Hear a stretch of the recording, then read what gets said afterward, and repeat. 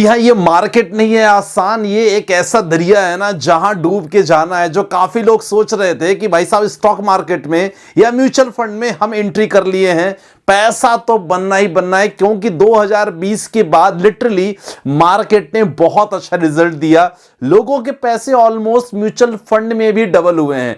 तो जो लोग 2021-22 में एंट्री किए थे उनको लग रहा था कि बहुत अच्छा पैसा बनेगा, लेकिन सर बहुत सारी ट्रिगर पॉइंट्स हैं और अगर वो पॉइंट में आपको जब मैं याद दिलवाऊंगा ना, आपको समझ में आएगा कि यस, बहुत सारे ऐसे पॉइंट हैं जिस पॉइंट पे मार्केट अटका हुआ है और ये पॉइंट जब तक चलता रहेगा मार्केट में तेजी देखने को नहीं मिलेगी। जी हां, हमें लग रहा था कि मार्केट बहुत आसान रहेगा, पैसे बनाएगा, और रिसेंटली छोटी सी तेजी के बाद मार्केट में गिरावट महसूस होने लगी। काफी लोगों को सबके मन में ख्याल आया कि सर पैसा नहीं बनेगा। तो यस, यहां पैसा आपका बिल्कुल नहीं बनेगा, इसके पीछे कारण है और कब तक नहीं बनेगा इसके बारे में डिटेल में बात करेंगे। वीडियो पहली बार आए हो सब्सक्राइब कर लेना और यस, वीडियो पसंद आए दिल से लाइक करना।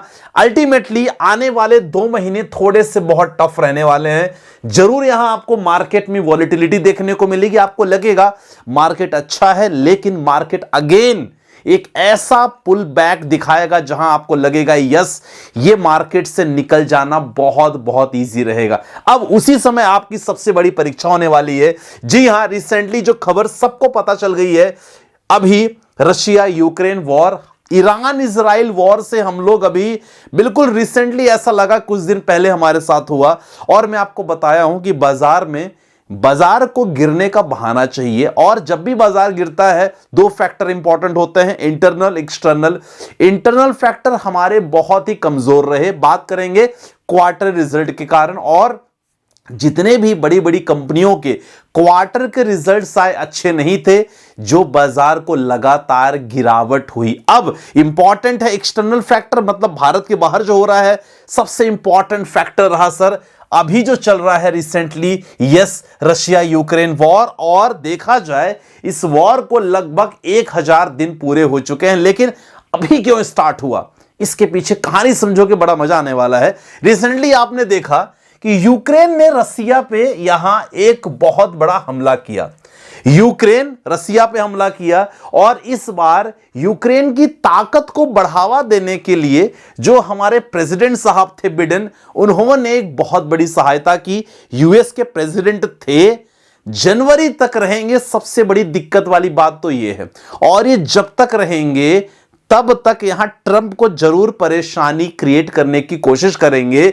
अभी तक बिडेन साहब का साथ नहीं था, लेकिन बिडेन साहब ने कह दिया यूक्रेन को कि भाई साहब तुमको जितना हमला करना हो करना, हमारी मिसाइल यूज कर सकते हो तुम, और इसके बाद उनको जितनी क्षति पहुंचाना करना हो सर आराम से रसिया पे करो। यहां रशिया का पलटवार भी हो सकता है, या हो सकता है कि जब तक वीडियो आपके पास लाइव आए छोटा मोटा यहां पलटवार हो जाए। लेकिन सबसे बड़ा ट्रिगर पॉइंट पता है क्या है? ट्रिगर पॉइंट यह है कि यहां रशिया को यह चीज पता चल गया है कि देखो यार, यहां यूएस हेल्प कर रहा है किसकी? यूक्रेन की। और सबसे इंपॉर्टेंट है जब तक ये रहेगा, क्योंकि दोनों देशों के पास यहां न्यूक्लियर वेपन्स हैं, और ये रूल है कि अगर एक देश के पास न्यूक्लियर वेपन रहता है तभी वो दूसरे देश के पास हमला तभी कर सकता है जब तक उसके पास न्यूक्लियर वेपन है। तो यहां अगर यूएस और रसिया के बीच, यहां न्यूक्लियर पावर के बीच में होता है, तो सर वर्ल्ड 3 जो कहते हैं ना, वर्ल्ड वॉर 3 को कोई नहीं रोक सकता। सबसे बड़ा डर का कारण यह है। और इसके बाद पता है क्या होता है? युद्ध के बाद सबसे इंपॉर्टेंट है, क्रूड ऑयल का प्राइस बहुत बढ़ जाता है। कोई भी देश हो, क्रूड ऑयल का प्राइस मेडिसिन में काम आता है, एग्रीकल्चर प्रोडक्ट्स में काम आता है, टायर इंडस्ट्रीज में काम आता है, रबड़ इंडस्ट्रीज में काम आता है, पेंट इंडस्ट्रीज में काम आता है। नॉर्मल देखा जाए पेट्रोल डीजल एक्सपोर्ट इंपोर्ट में बहुत मदद करता है। तो ऐसे में जब आपको क्रूड ऑयल नहीं मिलेगा तो कंपनियां क्या होता है, कंपनियां चीजों को महंगा करने लगती हैं, और इससे आम आदमी इफेक्टेड होता है, इन्फ्लेशन होता है, महंगाई बढ़ती है, इससे हर देश में इफेक्ट होता है। इसीलिए सब लोग कहते हैं कि युद्ध नहीं होना चाहिए, अल्टीमेटली शेयर मार्केट भी गिरता है। तो यह बहुत बड़ा कारण है, और यह कारण मार्केट को अभी बहुत बड़ा डर सता रहा है। इसीलिए मैं कह रहा हूं कि पैसा बनना जनवरी तक थोड़ा मुश्किल हो सकता है। छोटे मोटे आपको ट्रिगर पॉइंट मिलेंगे, ठीक है। अब एज ए इन्वेस्टर आपको क्या करना चाहिए, जरूर वीडियो में आएगा। अगर अभी तक वीडियो देख रहे हो तो प्लीज वीडियो को लाइक कर दो फटाक से। चलो देखते हैं सबसे बड़े जो रुकावट है, छोटी नहीं बहुत बड़ी रुकावट है, और ये रुकावट बार बार आपके पास आ रही है। रिसेंटली हमने देखा सबसे बड़ा पॉइंट जो आपके सामने प्रेजेंट है सर, वो है रशिया यूक्रेन वॉर। देखते हैं क्या प्रोग्रेस होता है। ईरान इजराइल वॉर को लेकर सब डर रहे हैं कि दोबारा कोई ऐसा हमला ना हो, तो ये भी चल रहा है। FIIs की कंटिन्यूअस सेलिंग, ये तो बहुत बहुत बड़ा मुद्दा है।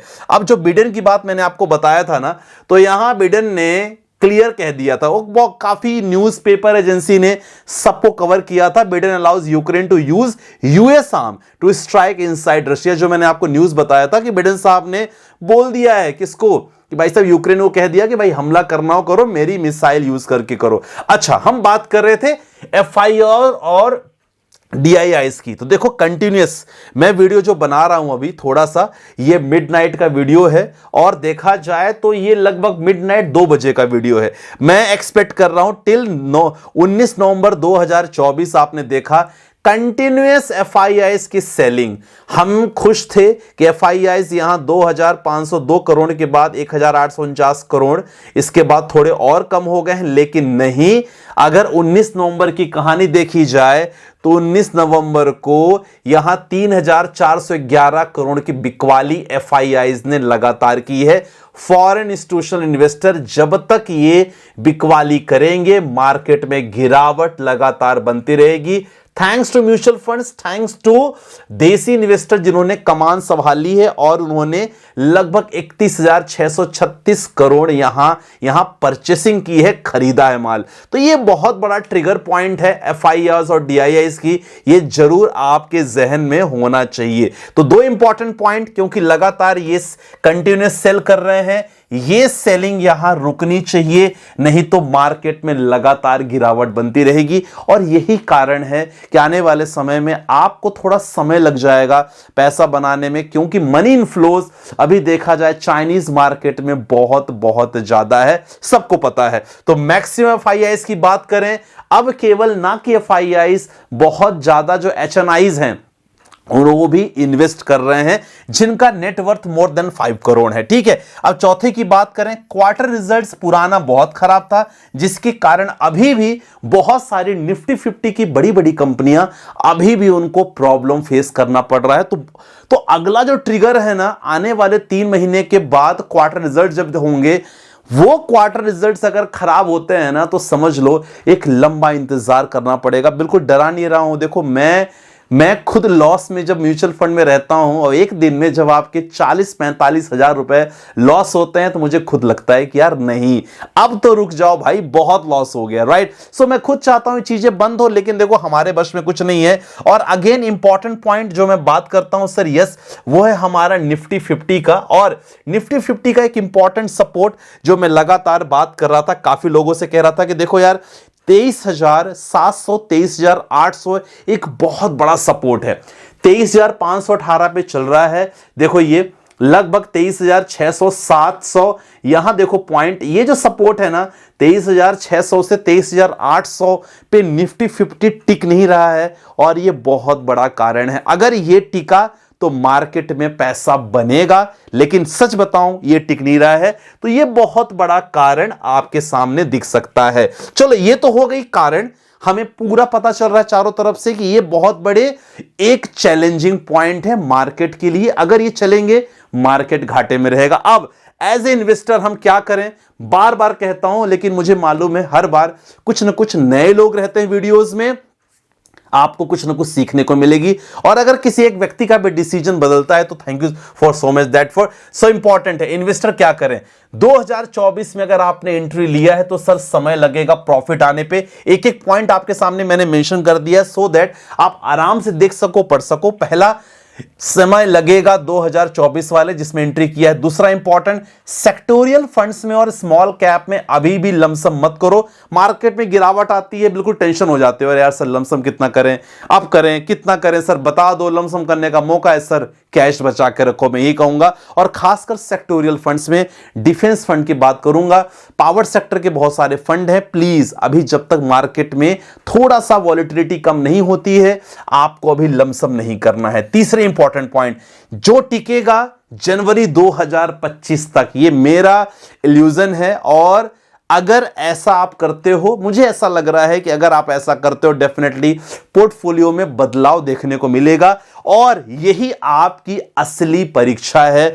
2024 में हमने लोकसभा चुनाव देखा, हमने बहुत सारे प्रेडिक्शंस देखे, हमने ईरान इजराइल वॉर देखा, रशिया यूक्रेन वॉर हम देख ही रहे हैं, बहुत सारी चीज रही, यूएस रिसेशन देखा, फेड रिजल्ट्स देखें, सब चीज देखा। तो ये एक्चुअल में असली परीक्षा है, खासकर जो लोग अभी इन्वेस्टमेंट किए हैं 2024 में। तो सर आपको टिकना होगा लगभग जनवरी 2025 तक। और मोस्ट इंपॉर्टेंट सर, चौथा पॉइंट, कैश बचा के रखो। वॉलेटिलिटी बहुत होने वाली है और मार्केट में उतार चढ़ाव रहेगा, इसीलिए जब भी इन्वेस्टमेंट करो, डिस्क्रिप्शन में व्हाट्सएप नंबर है, आप चाहो तो एक बार बिल्कुल डिस्कस कर सकते हो। थोड़ा सा 25 तारीख तक बिजी रहूंगा मैं, लेकिन 24-25 के बाद डेफिनेटली एक बार आपसे वापस संपर्क होगा। यस, और जो भी आपकी क्वेरी होगी जरूर रिस्पॉन्ड हम करेंगे। राइट, सो आज के वीडियो में बस इंपॉर्टेंट पॉइंट आपको एक थोड़ा सा अलर्ट देना जरूरी था और ये बताना जरूरी था कि आप ज्यादा एक्सपेक्टेशन मार्केट से भी मत करो, कोई गलत डिसीजन मत करना, मोस्ट इंपॉर्टेंट ये। राइट, सो आज की वीडियो में बस इतना। आशा करता हूं वीडियो पसंद आई होगी। अगर पसंद दिल तक गई हो तो प्लीज वीडियो को लाइक करना, दोस्तों शेयर करना। बाकी मिलते हैं नेक्स्ट वीडियो के साथ। बाय बाय, टेक केयर, जय हिंद।